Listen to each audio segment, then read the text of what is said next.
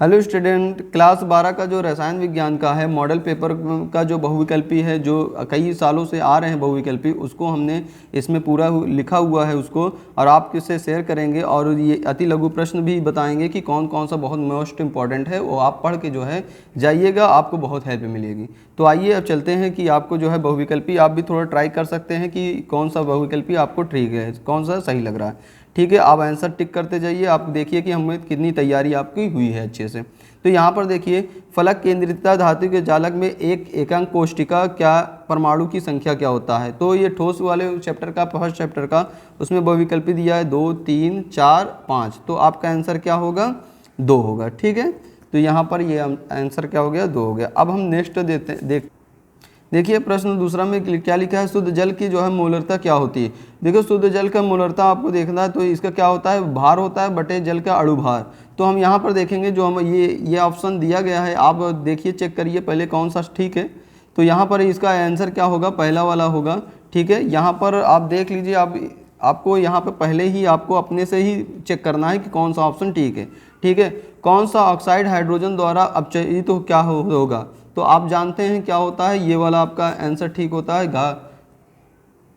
देखो प्रश्न 4 क्या है लिखा हुआ है, देखिए, प्रथम कोटि अभिक्रिया के लिए वेग स्थिरांक तथा अर्ध आयु काल के में संबंध बताइए। तो देखिए यहाँ पर क्या है, k बराबर 0.06932 अर्धायु काल। यहाँ पर k बराबर क्या है, अर्धायु काल क्या है, ये वाला तो बिल्कुल नहीं होगा। तो यहाँ पर आप देख सकते हैं ये अर्धायु काल बराबर 0.6932 के, तो ये भी नहीं होगा। यहाँ पे अर्धायु काल ये भी नहीं होगा, क्योंकि ये हमारा पहला ऑप्शन ये ही राइट होगा, क्योंकि k बराबर क्या होता है 0.693 अर्धायु काल। ठीक है, ये वाला हमारा राइट है। तो जल के विद्युत अपघटन से बनी ऑक्सीजन और हाइड्रोजन का भरात्मक अनुपात क्या होता है। तो यहाँ पर हम देखते हैं ये कौन सा, ये 16:1 होगा, यहाँ 2:1 या 8:1 या 1:4। तो हम जानते हैं क्या होता है, 2:1 होता है। ठीक है, तो हम नेक्स्ट देखते हैं कौन सा को युग्म जिसमें दोनों यौगिक के साथ धनात्मक परीक्षण देते हैं। तो यहाँ पर देखिए क्या है, पहला ग्लूकोज तथा सुक्रोज है, दूसरा ग्लूकोज तथा फ्रक्टोज है, फ्रक्टोज तथा सुक्रोज, ये दोनों तो हो गए ही नहीं। तो यहाँ पर हमारा ऑप्शन क्या है, ये सभी नहीं, ये वाला हमारा ऑप्शन क्या है, ठीक है। ठीक है, तो यहाँ पर अभिक्रिया के लिए ये व्यंजक दिया गया है, इसमें क्या है, अभी ये कौन सी कोटि की अभिक्रिया है। तो ये अभी हमने आगे पढ़ा था, शून्य कोटि अभिक्रिया, प्रथम कोटि अभिक्रिया, द्वितीय कोटि या द्वितीय कोटि। तो हमें यहाँ पर इसका आंसर क्या होगा, क्या प्रथम कोटि, क्योंकि देखिए ये जो ये बॉक्स गुरु कोष्ठक है, गुरु कोष्ठक के ऊपर जब कोई घात नहीं रहता तो उसको हम 1 मानते हैं। तो इसलिए हमारा क्या होगा, इस अभिक्रिया क्या प्रथम कोटि होगा। ठीक है, अनुचुंबकीय प्रदर्शित करने वाला पदार्थ कौन सा है, H2O, O2 और सोडियम क्लोराइड और बेंजीन। तो आपका कौन सा होगा, तो ऑक्सीजन ही आपका आंसर राइट होगा। ठीक है, अब नेक्स्ट हम एक्लेन तथा शॉटकी दोनों में से दोष प्रदर्शित करने वाला यौगिक कौन सा है। देखो, एक सोडियम क्लोराइड होता है, पोटेशियम क्लोराइड होता है, सीजियम क्लोराइड होता है और सिल्वर ब्रोमाइड होता है। तो आपका जो आंसर होगा ये सिल्वर ब्रोमाइड ही होगा। ठीक है, तो यहाँ पर हम देखेंगे पोटेशियम सल्फेट। तो पोटेशियम सल्फेट क्या है, ठीक है, यहाँ सा संयोजक ठोस होता है कि धात्विक ठोस होता है कि आणविक ठोस होता है कि आयनिक ठोस होता है। तो ये सब तो होते नहीं, ना तो धात्विक ठोस होते हैं, क्योंकि तो ये हमारा क्या हो जाए, पोटेशियम सल्फेट जो होता है वो हमारा सा संयोजक ठोस होते हैं। ठीक है, बंद बना के तो ये ठोस बनते हैं। ठीक है, सा संयोजक। निम्नलिखित में से किस अणु के केंद्र पर परमाणु पर एकांक इलेक्ट्रॉन युग्म होता है। तो यहाँ पर हम देख सकते हैं एक इलेक्ट्रॉन युग्म, तो ये आपका क्लोरीन Cl2 ये तो नहीं होगा, ये क्या होगा, मीथेन ये भी नहीं होगा, ये क्या होगा, CHCl3 ये भी नहीं होगा, ये आपका क्या होगा, अमोनिया होगा, राइट आंसर।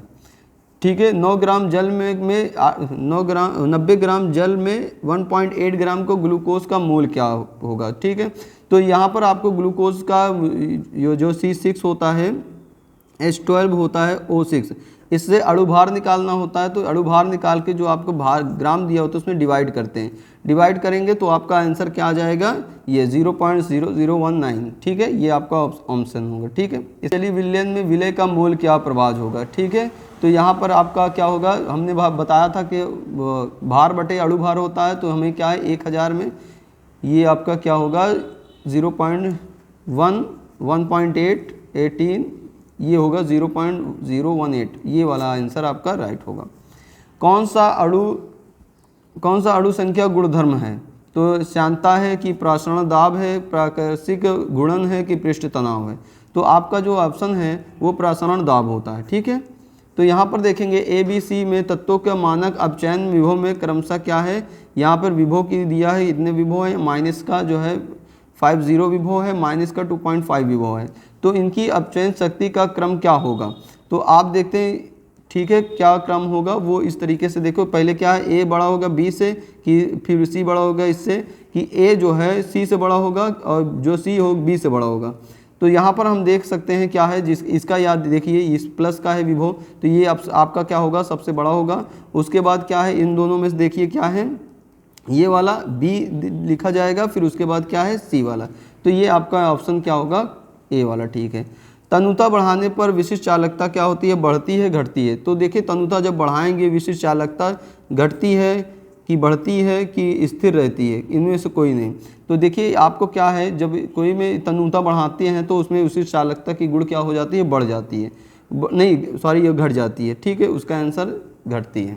का इलेक्ट्रोड विभव क्या हो निर्भर करता है, किसी भी इलेक्ट्रोड का इलेक्ट्रोड विभव निर्भर करता है किस पर, धातु की प्रकृति पर करता है कि विलयन के ताप पर करता है कि विलयन के मूलरता पर करता है कि ये सभी पर।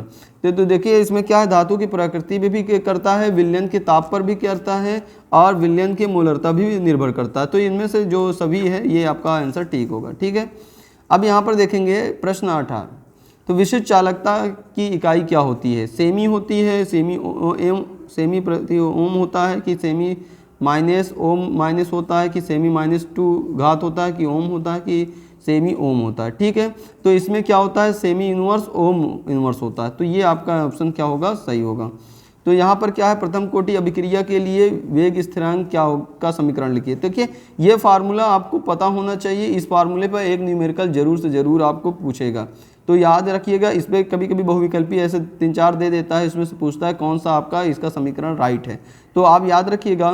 तो यहाँ पर देखिएगा ऊपर क्या 3.0303/T हो और log 10 बेस क्या होना चाहिए, 10 होना चाहिए, A/A-x। तो जो ये वाला रहेगा यही आपका राइट होगा, बाकी ये रॉन्ग होगा। ठीक है, इस तरीके से आपको ध्यान देना, इसको आप याद किए हैं तो आप इसका न्यूमेरिकल कर सकते हैं, आ जाएगा एग्जाम में। तो ठीक जो है 20 में हम देखते हैं, प्रथम कोटि अभिक्रिया के लिए वेग स्थिरांक तथा अर्ध आयु काल में संबंध स्थापित कीजिए। तो यहाँ पर अर्ध आयु काल में क्या है, देखिए एक क्या है, k बराबर क्या 0.6932 अपॉन क्या होता है, आगे एक प्रश्न देख चुके हैं अर्ध आयु काल में संबंध वाला। तो यहाँ पर देखिए ये भी सेम है उसके जैसा, तो ये आपका कौन सा ठीक होगा, ये ऑप्शन ठीक होगा। ठीक है, तो यहाँ पर आगे देखते हैं प्रश्न 21 क्या है, शून्य कोटि के लिए अभिक्रिया के लिए वेग नियतांक क्या है, स्थिरांक का मात्रक क्या होता है। यहाँ पर देखिए शून्य कोटि की बात कर रहा है, तो शून्य कोटि के लिए देखिए लीटर सेकंड, ये तो होगा ही नहीं, litre mole inverse second inverse बिल्कुल नहीं, मोल सेकंड इनवर्स नहीं, तो ये इसका क्या होगा, ये वाला होगा मोल लीटर इनवर्स और सेकंड इनवर्स ही होगा आंसर। ठीक है, इसका आंसर ये राइट है। तो वेग स्थिरांक ताप बढ़ाने पर क्या होता है, बढ़ेगा कि घटेगा कि अपरिवर्ती रहेगा कि कोई नहीं रहेगा। तो देखिए जब वेग स्थिरांक में हम ताप बढ़ाते हैं तो उसका क्या है, वेग क्या होती है, बढ़ जाता है। ठीक है, क्योंकि ताप बढ़ाने पर ज़्यादा जो है कण आपस में गति करने लगते हैं। ठीक है, यहाँ पर कि अभिक्रिया के लिए इधर सुनिए, एक जो है यहाँ सारे क्वेश्चन हमने क्या है ये इसमें बहुविकल्पी ही लिया है। और एक बात और याद रखिएगा आप लोग, अति लघु और जो लॉन्ग प्रश्न होंगे वो नेक्स्ट वीडियो आएगा, और जो है क्या होता है जब वेरी इंपॉर्टेंट होता है इसका भी वीडियो आएगी, आपको खूब अच्छे से आपको यहाँ पर सारे क्वेश्चन जो कई सालों से आ रहे हैं उसको सारा इंक्लूड करके उसको हम यहाँ ले आएंगे, जो आप उसको पढ़िएगा बहुत आपको हेल्प मिलेगी। ठीक है, तो यहाँ पर आप क्वेश्चन देखते हैं 23 नंबर वाले जो है प्रश्न क्या है, प्रथम कोटि अभिक्रिया के लिए वेग स्थिरांक की इकाई क्या है। अब देखिए एक चीज़ याद रखना, प्रथम कोटि के लिए केवल क्या होता है, सेकेंड इनवर्स होता है, ये चीज़ याद रखिएगा। क्या होता है, केवल सेकेंड इनवर्स होता है, इसमें आपको याद रखना है, ये ट्रिक है आपको याद करने के लिए। ठीक है, क्या होता है, प्रथम है तो प्रथम में क्या, सेकंड में इनवर्स याद रखिएगा, ये आपका आंसर ठीक होगा। ठीक है, द्रव विरोधी क्लॉडी क्या होता है, गोंद। ठीक है, होता है कि स्टेनिक ऑक्साइड होता है कि जिलेटिन होता है कि स्टार्च होता है। तो यहाँ पर आपका क्या होगा आंसर, ये स्टेनिक ऑक्साइड होता है। यहाँ पे क्लोराइडो को शुद्ध करने की विधि क्या है, तो पेप्टिकरण होता है कि स्कंदन होता है क्या। तो एक चीज़ याद रखना आपको, जो है अति लघु प्रश्न में आपको ये सारे प्रश्न जरूर पढ़ना होता है। पेप्टीकरण किसे कहते हैं, स्कंदन किसे कहते हैं, अपवहन किसे कहते हैं, इसको जरूर से ज़रूर आप लोग पढ़ लीजिएगा। तो ये अति लघु में पढ़ लीजिएगा, बहुत इंपॉर्टेंट है, ये प्रश्न बार बार ही पूछे जाते हैं। तो इसका जो आंसर राइट होगा वो हम देख लेते हैं, क्या ये वाला आंसर राइट होगा। ये आप लोग को क्या करना है, पढ़ना है, ठीक है।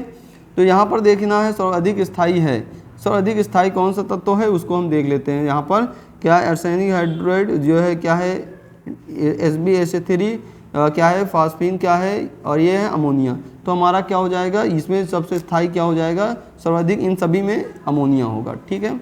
अब हम यहाँ पर देखिएगा क्वेश्चन नंबर 27 में जो है सल्फर डाइऑक्साइड में अणु में सल्फर परमाणु की संकरण क्या होती है, sp होता है कि sp2 होता है कि sp3 होता है, sp3d। उपसहसंयोजक चैप्टर में आप इसको पढ़ना जरूरी है, वो वेरी इंपॉर्टेंट चैप्टर है, वहीं से ये प्रश्न पूछा गया। तो ये आप जानते हैं वो सल्फर डाइऑक्साइड का क्या होता है, sp2 होता है, ठीक है। यहाँ पर देखेंगे क्वेश्चन नंबर 28 जो है प्रबल विद्युत ऋणात्मकता हैलोजन है कौन से, फ्लोरीन है कि क्लोरीन है, ब्रोमीन है, आयोडीन है। तो आपने ये चैप्टर में पढ़ा ही होगा, तो ये P ब्लॉक में है। तो आपको क्या करना है, ये सबसे जो विद्युत ऋणात्मक तत्व की बात जो होती है वो फ्लोरीन होती है, याद रखिएगा, ठीक है। नेक्स्ट विद्युत ऋणात्मकता का सही क्रम कौन सा है, ठीक है। यहाँ तक विद्युत ऋणात्मकता, ठीक है। यहाँ पर सही क्रम क्या है, सबसे ज़्यादा क्या होगा, फ्लोरीन का होगा, उसके बाद क्या है, क्लोरीन का होता है, फिर ब्रोमीन का होता है, फिर आयोडीन का होता है। बाकी यहाँ से उल्टा लिखा गया है, यहाँ पे देखिए फ्लोरीन के बाद ब्रोमीन लिखा गया है, तो ये भी गलत हो जाएगा, ये भी गलत हो गया। यहाँ देख फ्लोरीन के बाद क्लोरीन, ब्रोमीन, आयोडीन, तो ये क्या है, क्लोरीन, यहाँ पे उल्टा यहाँ पे कर दिया, ठीक है। इस वजह से ये वैसे ही गलत हो गया, तो ये आपका आंसर ठीक होगा। यहाँ पर क्या है, फ्लोरीन की ऑक्सीकरण संख्या क्या होगा, तो मानी सी बात है, फ्लोरीन आपका क्लोरीन का -1 होता है तो फ्लोरीन का भी होगा, तो आप ये इसका आंसर क्या होगा, -1 होगा, ठीक है। संक्रमण तत्वों में से 4D श्रेणी का तत्व है कौन हैं, वो आप देख सकते हैं 47B वाले श्रेणी जो है आते हैं इसमें। निम्न तत्वों में से लेंथोनाइड तत्व कौन से, ठीक है। यहाँ पर देखिए रेडियम, Ac और ये क्या है, सेलेनियम और जर्मेनियम। तो इसमें से क्या है, सेलेनियम जो है आपका सही आंसर होगा, ठीक है। आयन, रंगहीन आयन कौन देता है, यहाँ पर देखो कॉपर प्लस आयन होता है, यहाँ पे कॉपर 2 आयन है, निकिल जो है 2 आयन है, Fe3 आयन है, ठीक है। तो यहाँ पर आपको ये देखना है इसमें अच्छे से कि किसमें मुक्त इलेक्ट्रॉन होगा, जिसमें मुक्त इलेक्ट्रॉन होगा, जिसमें मुक्त इलेक्ट्रॉन नहीं पाया जाएगा वही रंगहीन होगा। रंगहीन का मतलब जिसमें कलर नहीं, कोई अवक्षेप नहीं प्राप्त होता। तो इसमें इन सब में मुक्त इलेक्ट्रॉनों की संख्या मिलती है, जो कॉपर है उसमें आपको क्या, कॉपर प्लस में मुक्त इलेक्ट्रॉनों की संख्या नहीं पाई जाती, ठीक है। तो यहाँ पर देखिए ये इसमें का जरूर आपको पढ़ के ही जाना है, वेरी इंपॉर्टेंट है, उपसह संयोजक चैप्टर का है। ये क्या है, कोबाल्ट अमोनिया 5Cl क्लोरीन 2 में CO की ऑक्सीकरण अवस्था क्या होती है। तो ये क्या करना है, आपको इसको हल करके निकालना होता है। तो ये +1 नहीं होगा, 2 नहीं होगा, 3 नहीं होगा। तो यहाँ पर निकालने का क्या होता है, देखो कोबाल्ट का जो है प्राइमरी जो संयोजकता होता है वो क्या होता है, 3 होता है। इस प्रकार से भी आप देख ले सकते हैं, ठीक है। तो इसका क्या होगा, 3 आंसर हो जाएगा, ठीक है। जैसे कि आपको यहाँ पर देख सकते हैं, इसको निकालने की विधि भी देखना हो तो आपको ऐसे ही बता सकते हैं। जैसे कॉपर है, जिसका निकालने पूछे उसे X कह लो, और उसके बाद क्या है CN की वैलेंसी क्या होती है, -1 होता है, और कितने हैं, 4 है, और इज इक्वल टू इसके ऊपर पावर कितना है, -3 है। इसको ऐसे लिख लीजिए, X या इसका गुणा करेंगे तो -4 -3 हो जाएगा, इसको इस साइड ले जाएंगे तो -3 इधर आएगा तो +3 हो जाएगा। X बराबर आपका क्या हो जाएगा, 1, प्लस का 1 है तो आपका जो आंसर होगा वो +1 वाला होगा, ठीक है। इस प्रकार से इसको आपको पढ़ना है, अच्छे से पढ़, ठीक है। यहाँ पर नहीं बता पाएंगे नहीं तो बहुत वीडियो लंबी हो जाएगी, ठीक है। फिनॉल को नाइट्रिक अम्ल के साथ गर्म करने पर प्राप्त होता है। फिनॉल को देखो याद रखना, फिनॉल को नाइट्रिक अम्ल के साथ गर्म करेंगे क्या मिलेगा, पिक्रिक अम्ल मिलेगा कि क्लोरीटोन मिलेगा, टोन मिलेगा कि बेंजीन मिलेगा कि मिथॉक्सी बेंजीन मिलेगा।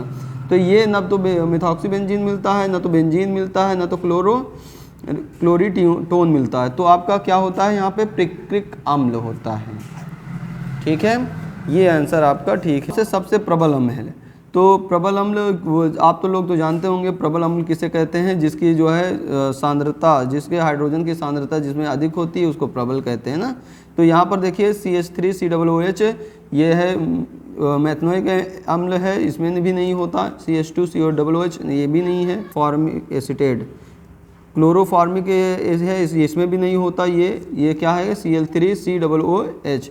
तो ये वाला आपका आंसर राइट होगा। ठीक है, तो यहाँ पर देखें डीएनए में कौन सा क्षारक नहीं होता। तो डीएनए में थाइमीन या कि साइटोसिन या यूरेसिल या एडेनिन, हम लोग पढ़े हैं क्या होता है, यूरेसिल होता है ना। तो यहाँ पर क्या है, कैल्सीफेरॉल कहलाता है क्या, विटामिन ए कहलाता है, विटामिन बी कहलाता है, सी की डी। तो कैल्सीफेरॉल आप लोग जानते हैं किसका रासायनिक नाम होता है, विटामिन डी का होता है। एस्कॉर्बिक अम्ल का नाम क्या है, एस्कॉर्बिक विटामिन सी होता है, ए होता है, बी हो, क्योंकि एस्कॉर्बिक का रासायनिक नाम क्या होता है, विटामिन सी का रासायनिक नाम होता है। तो ये आपका ऑप्शन क्या होगा, सी होगा। ठीक है, अब नेक्स्ट वीडियो में हम लाएंगे आपको क्या होता है जब वाला प्रश्न, पूरा डिटेल से जो कई वर्षों में पूछा गया प्रश्न है उसको तैयारी कर लीजिएगा। उसके बाद आपको जो लॉन्ग प्रश्न है जो हर बार एग्जाम में रिपीट होते हैं वो भी प्रश्न लेकर आएंगे और आपको जो है बताएंगे किस तरीके से उसको करना होगा, सॉल्व कैसे करना होगा। वीडियो जैसे भी लगा हो प्लीज़ लाइक कीजिए, शेयर कीजिए एंड सब्सक्राइब कीजिए।